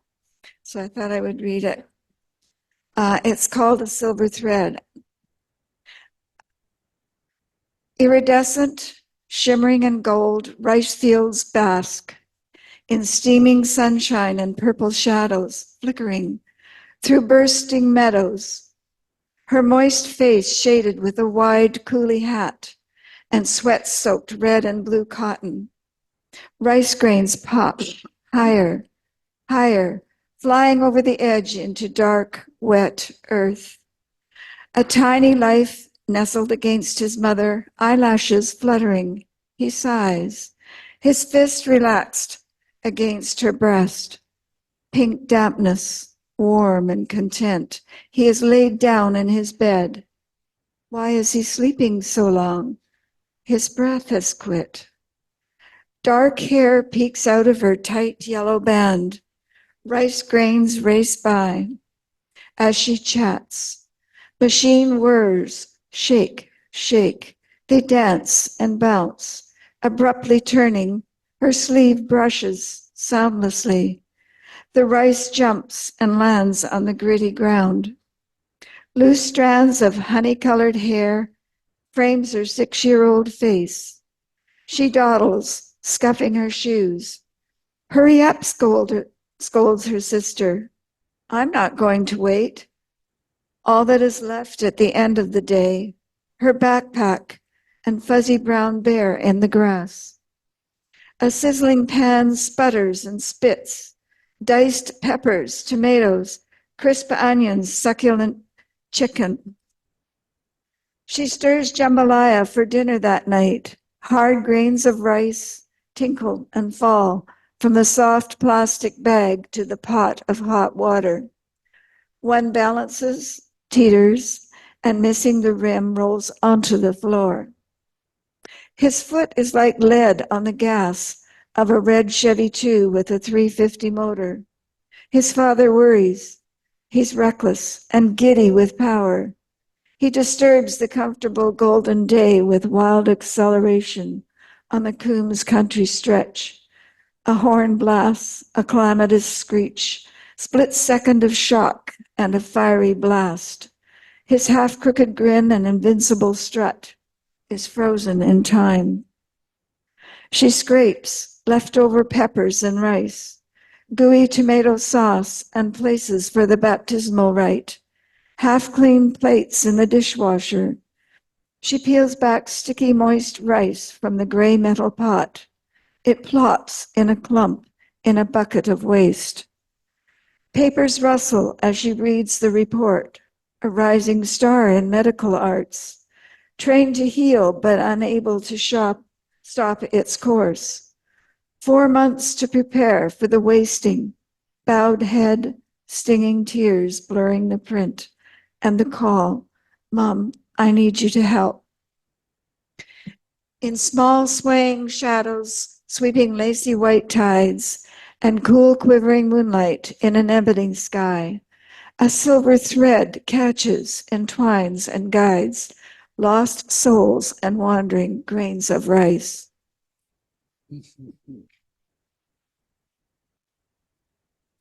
That one was well worth finishing. Thank you, Karen, for doing that. That one, sharing it, powerful. And I love the overlap of interior and exterior worlds in your first poem there, and just your imagery is so concrete, and it just gives us those pictures. You're a visual artist, we can tell. That's perfect, as well as a literary artist. Thank you. All right, we're going to go, where are we going to go now? We're going to go, all the way to Germany, and Lesli Omohundro-Bronczkowski is waiting there patiently. Hopefully you're off now for the holidays, Leslie, and you don't have to go to work. I am. Go. I am. Oh. I'm free. The beauty of being a teacher, right? You get those breaks that you can recover. And what are you going to Actually, tomorrow's the last day of school, but I don't teach on Thursday, so I'm off. Perfect. Okay, can you hear me? Okay. Oh yeah, you're loud and clear here. Yeah. Okay, this is another one of those stories which was sort of like my grandmother told me. Okay, I told you we used to share a bedroom. And yeah, this was a little bit later in her life, but still she was still telling her stories. Okay, it's called The House of Her Childhood. She saw the house of her childhood then, exactly there where the old lady had said it would be. A little more run down, maybe, than the old lady had said. And it wasn't really white. More gray, she thought. But it was the house. Funny, she thought, that it's here today. Or maybe now she too had started to believe in it. Maybe now she too understood why this house had to be, the way the old lady had always understood. Maybe everybody needs something they can believe in, she thought.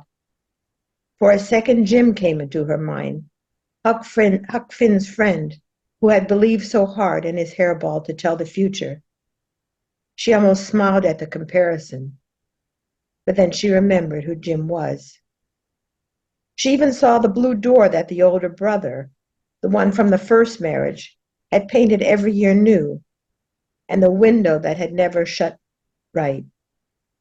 Although he repaired it 100 times, the old lady had said, at least, it's the climate here, you know. Here you can work as hard as a white man, and even then you don't get nowhere. Here the whites think they're black, from all the hard work that gets them nowhere. She had known that the old lady wasn't sleeping, even though she had closed her eyes. That had always been her way, even back then, before she understood that she didn't have to be afraid. At some point, if you look closely, you could see her shoulders moving and the glow in her eyes, even though they were closed. It was harder to hear the sound, that silent chuckling that never seemed to want to stop. He.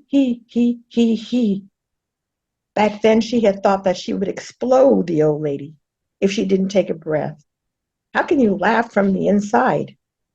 She had tried it once herself, but the sound came out so loud that she jumped. She knew if she went around the house, she'd find the old pump, too.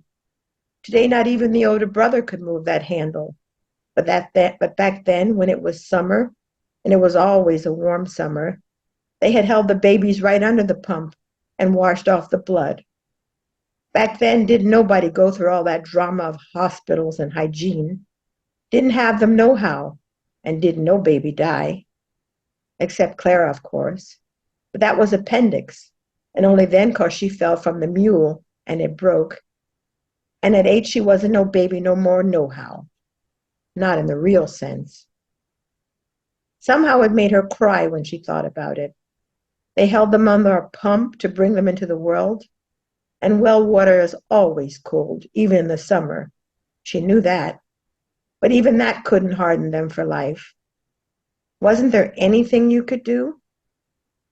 Back then, when the old lady had told her the story of Clara for the first time, she had cried too. Maybe because she was a child and always cried when something hurt. Sometimes even when she was reading a novel and somebody died, she had to put the book down and cover her face behind her hands and just cry. You silly goose, the old lady had said when she saw that. You stupid silly goose. You're going to sit there and cry? She didn't answer. Even back then, she had learned where that would get you. Even as a child, she knew that. You think that hurts? You call that pain? That little ache you calling pain? Should I tell you what pain really is? You're the silly goose, she'd wanted to answer. You're the silly, stupid, unfeeling goose who can't even admit when it hurts. You don't even know how to laugh. Let me tell you, and mind you what I say. Pain is pain when it hurts for 90 years. 90 years, child. One day less, and it ain't no pain. She remembered that now.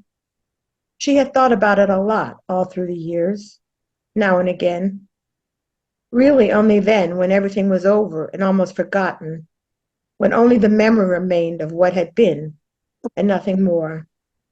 Then she remembered the old lady and thought she had been right after all back then. Funny, she thought, that she knew. Sometimes when she thought about it, she would have liked to have asked the old lady how it was that she knew, and if pain really existed anywhere at all here on this earth.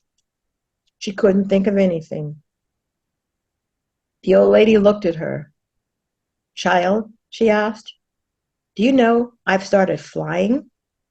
She smiled. Just get in the plane and go. Yeah, shopping and stuff. I still do that with a car. But for everything else, I just get in the plane and go. Yeah, she said, sounds nice. You can come visit me. The old lady looked at her. You probably think the sky is blue. Is that what you think? Yeah, she said. And clouds are white? Yeah, she said. Because you don't fly, child. Because you just don't fly. The old lady went still and closed her eyes. You know, I flew to the moon once, all the way to the moon. Not alone, of course. No, not alone. We were a whole group. It was... She looked at her and tried to look her in the eyes, but she kept them closed. It was like, what can I tell you? A reception. Child, they were so nice to us. It was like we were white and they were the slaves. She waited. Child, she said quietly, so that she could hardly hear her, I was free for a day. In all these years, I was free for a day. She waited, but the old lady didn't open her eyes again. She wanted to laugh out loud and say how she was really happy for her or something like that. Maybe she could take her along next time. She'd always wanted to go to the moon, you know. If only she would laugh. She stood up and left. Silly goose, she thought. Silly, stupid goose. At the door she stopped and stared across the field. It was then that she saw the house of her childhood, right there where the old lady had said it would be. She stood still and didn't dare to even wipe her eyes, as though she knew she'd lose it if she looked away, even for an instant. Wow. Wow, thank you, Leslie. That was a really powerful piece. That, transporting and very, very moving and beautifully told. Fabulous character distinction and delineation and just through the voice and gorgeous. Thank you so much for that. Thank you. Yeah, write us some more of that. Okay. All right, we're coming back to Char's and Judith Hutchinson is going to share something with us here.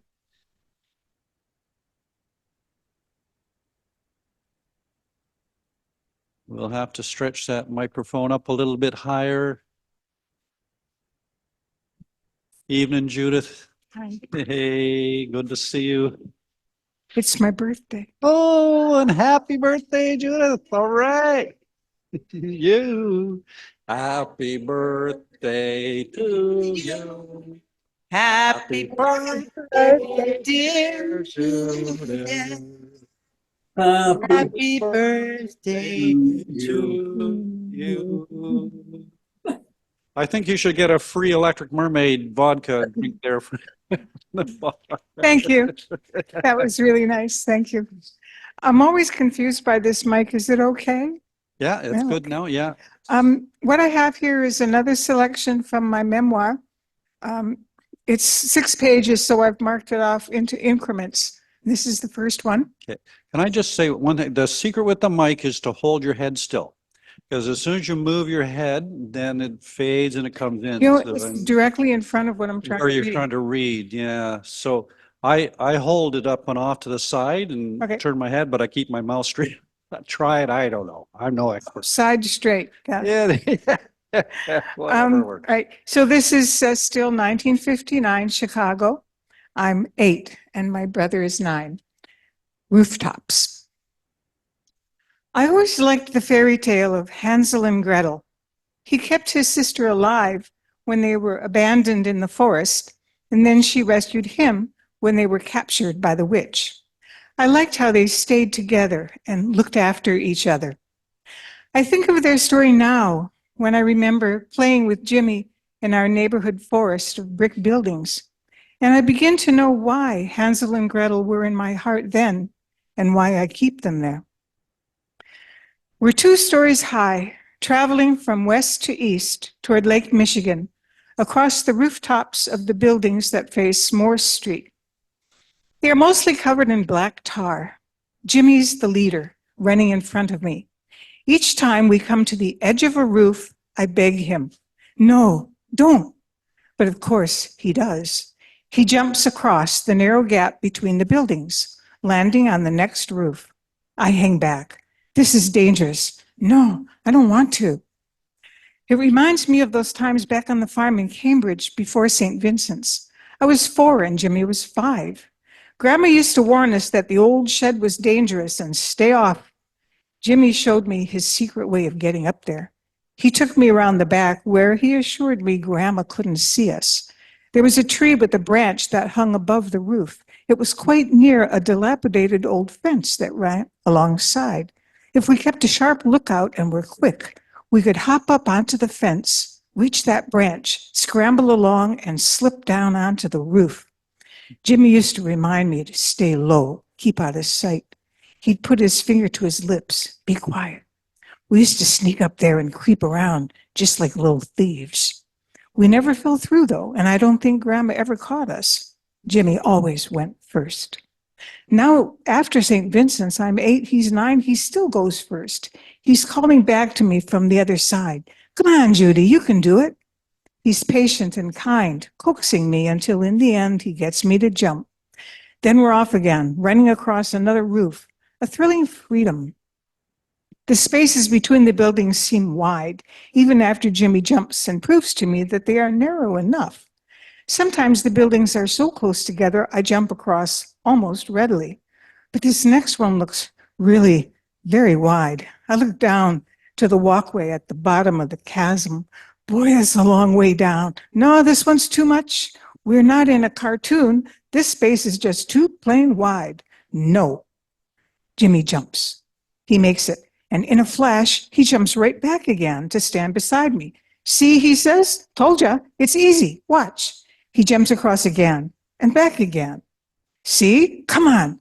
He jumps over one more time to shout from the other side. I estimate the distance across. Jimmy demonstrates one more time. Come on, come on. All this jumping back and forth is making me nervous. I decide to walk a long way back, get a good running start. I have faith in myself because I have faith in Jimmy. I start running toward the edge with all my might. The thud. Made it. See, Jimmy says, told ya, come on. We're off again, but not for long. We've come up against an alleyway that cuts through the block. Impossible to jump.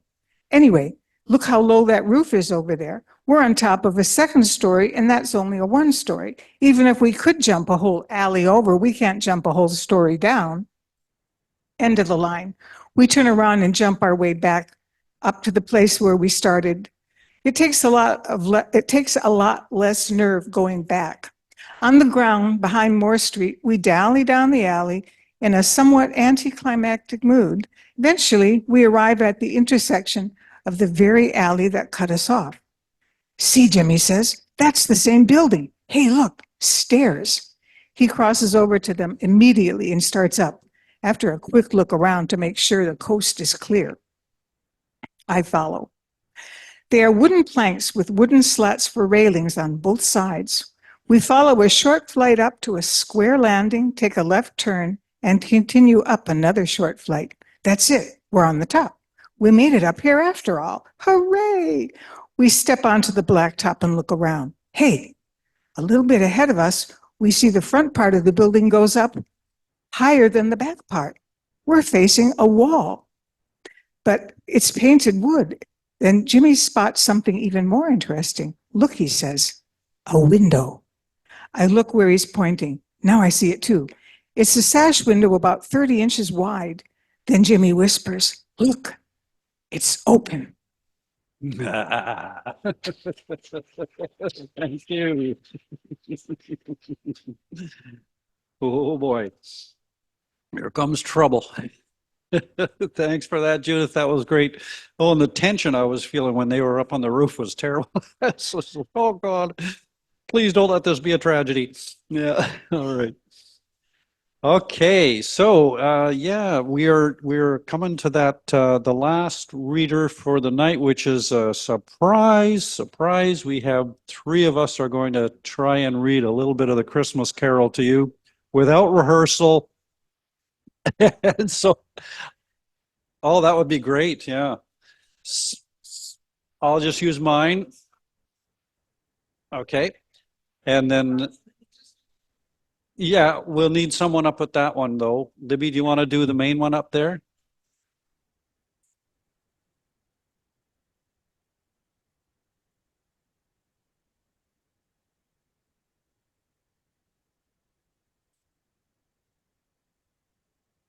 Yeah, Shawna can sit in Karl's spot there. We're getting organized. All right. Oh.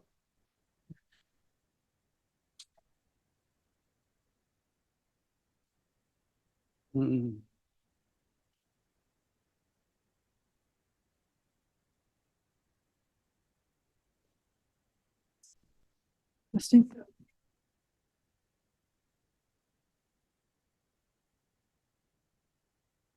Boy, this should be interesting. So I should just, yeah, we'll give Char a minute and I'll just introduce that Libbie Morin is the main conspirator behind this conspiracy. This little chaos. Yeah. And Okay. she's just going to give us the nudge and the nod and we'll see how it goes. So you're going to give us some backstory before, because we're not going to read the whole thing. Oh God, no! We'd be You'd have here to get in forever. your pajamas and get some hot chocolate. Everybody be snoring. Okay. And yeah, and we'll do it that way. How we Okay. doing, Char? We're good. Oh, beautiful, beautiful. All right. Perfect. Is this mic okay, you guys? Testing. Yep. Okay. Test your mic Okay. there. Testing, testing, testing. That's good on Shauna's part. Libbie You're already all right? talked. You're okay. Okay. I'm good. So this will be familiar to all of you, I'm sure. It's a Christmas Carol, and it's going to be an excerpt. This one comes from the original 1843 novella by Charles Dickens, and it just struck me that there are parallels in this world that even through the time we're put in a position of the haves and the have-nots, and does it shine a light on our values? Does it move us forward? And in the spirit of Christmas, I thought it would be fun to read an excerpt from this piece. We've jumped ahead now where he's moved through the streets. He's insulted, ignored, and being really mean to everybody. He's now back in his home. And he's in his home, and he is actually already being exposed to Marley, the ghost of Marley. And Scrooge begins. You see this toothpick, said Scrooge, returning quickly to the charge, for the reason just assigned and wishing, though it were only for a second, to divert the vision's stony gaze from himself.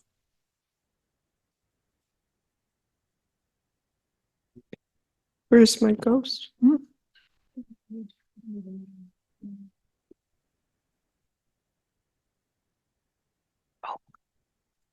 I do, replied the ghost. You're not looking at it, said Scrooge.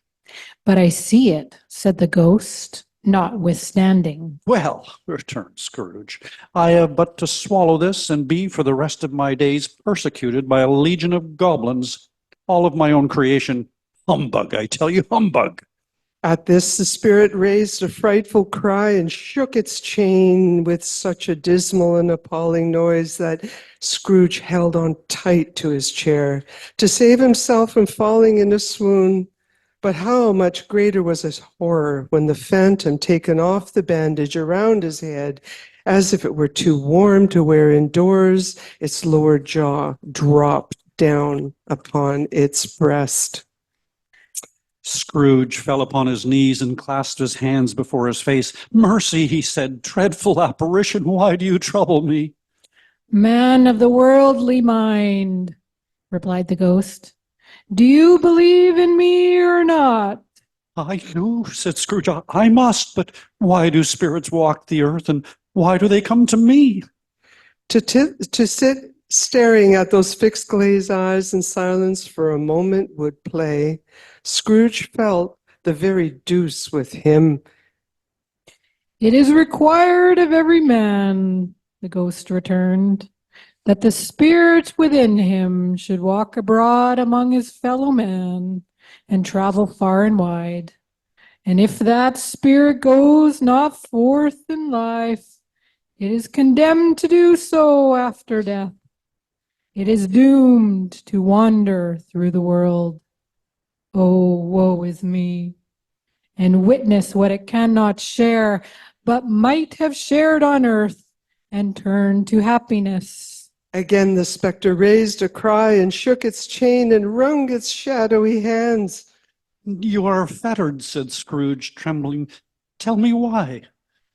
I wear the chain I forged in life, replied the ghost. I made it link by link and yard by yard. I girded it on my own free will, and of my own free will I wore it. Is its pattern strange to you? Scrooge trembled more and more. Or would you know, pursued the ghost, the weight and length of the strong coil you bear yourself? It was full as heavy and as long as this 7 Christmas Eves ago. You have labored on it since. It is a ponderous chain. Scrooge glanced upon him on the floor in the expectation of finding himself surrounded by some 50 or 60 fathoms of iron cable, but he could see nothing. Jacob, he said imploringly. Oh, Jacob Marley, tell me more. Speak comfort to me, Jacob.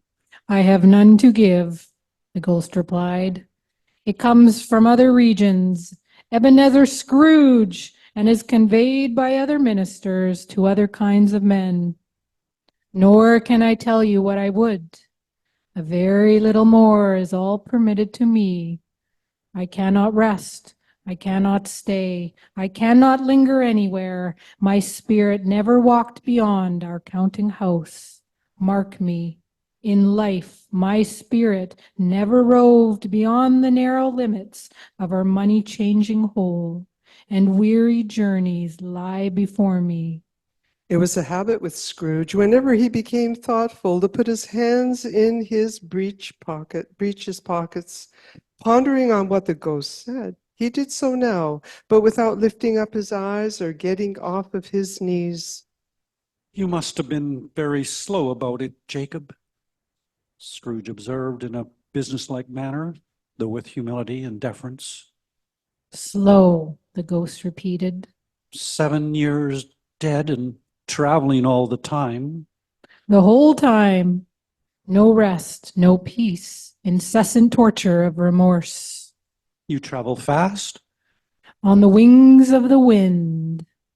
You might have got over a great quantity of ground in 7 years, said Scrooge. The ghost, on hearing this, set up another cry and clanked its chains so hideously in the dead silence of the night that the ward would have been justified in indicting it for a nuisance. Oh, captive bound and double ironed, cried the phantom, not to know that ages of incessant labor by immortal creatures, for this earth must pass into eternity before the good of which it is susceptible, it's all developed. Not to know that any Christian spirit working kindly in its little sphere, whatever it may be, will find its mortal life too short for its vast means of usefulness. Not to know that no space of regret can make amends for one life's opportunities misused. Yet such was I. Oh, such was I. But you were always a good man of business, Jacob, faltered Scrooge, who now began to apply this to himself. Business, cried the ghost, wringing its hands again. Mankind was my business. The common welfare was my business. Charity, mercy, forbearance, and benevolence were all my business. The dealings of my trade were but a drop of water in the comprehensive ocean of my business. It held up its chain at arm's length, as if that were the cause of all its unavailing grief, and flung it heavily upon the ground again. At this time of the rolling year, I suffer most. Why did I walk through crowds of fellow beings with my eyes turned down and never raise them to that blessed star which led the wise men to a poor abode? Were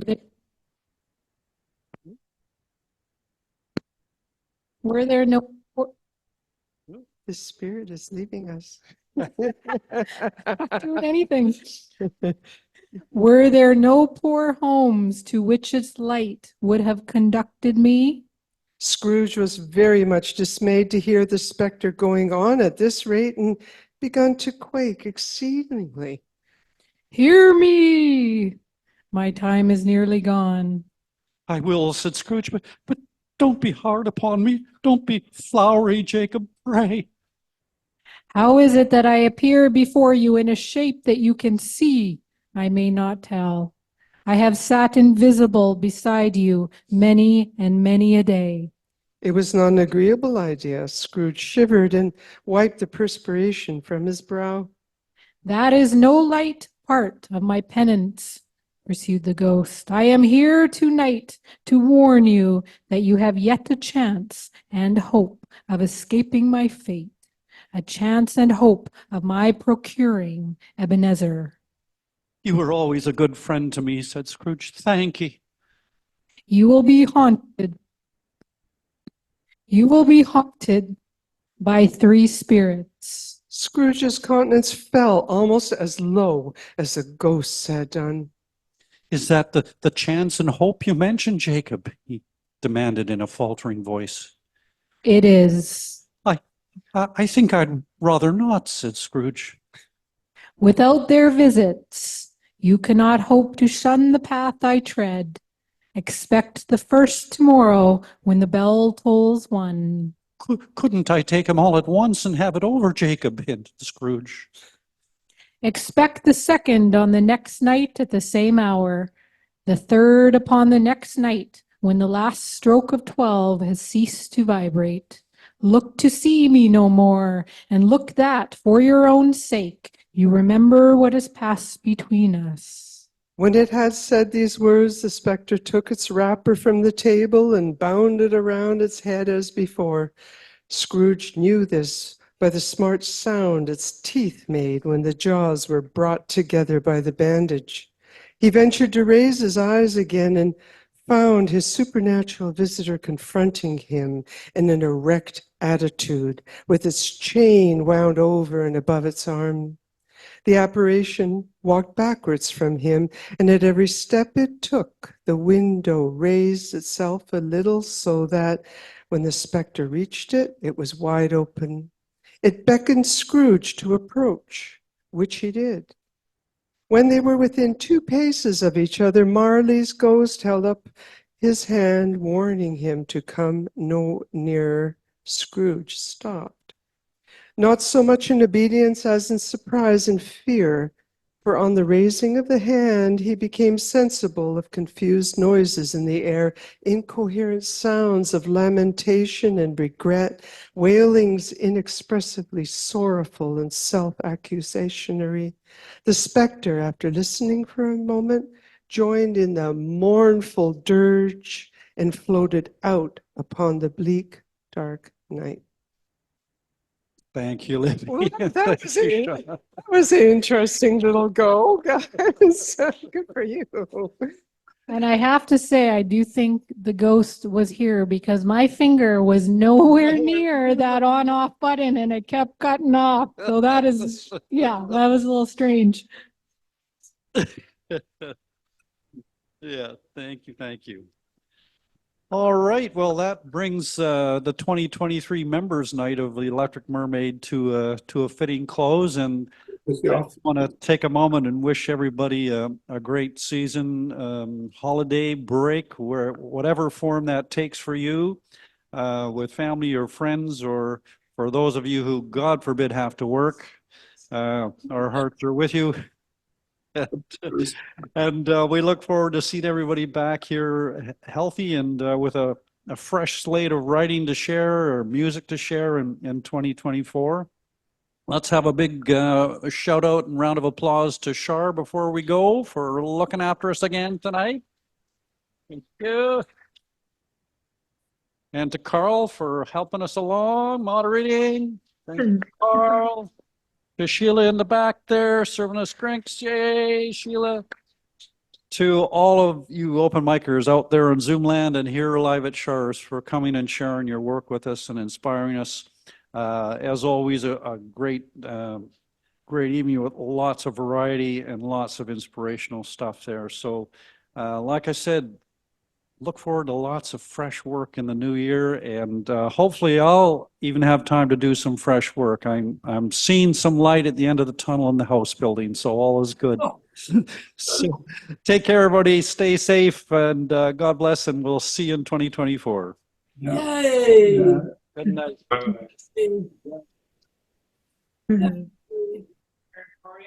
Aha. Aha. I was a bad that was MC last month, I'll tell you. My mic was off when I was talking, so thank you again, Derek. Okay. I cut Atma off, so we've given her a new spotlight. I didn't realize she was spotlight at the time. So anyway, it's all good. She's very gracious about it, and so she's going to do our spotlight in January. Oh, good. Okay. All right. Take care, everybody. So happy holidays! Happy holidays! Yay! Yay! Hi, Kathy. Hi, happy holiday, Leslie. Happy holiday, everybody. Wow. Oh, it's hard to leave. You can't wait. But they can't wait for me to go. Bye. Thank you. Kathy, we'll talk over Christmas. Yes. All right. Bye-bye. Good night. Good night.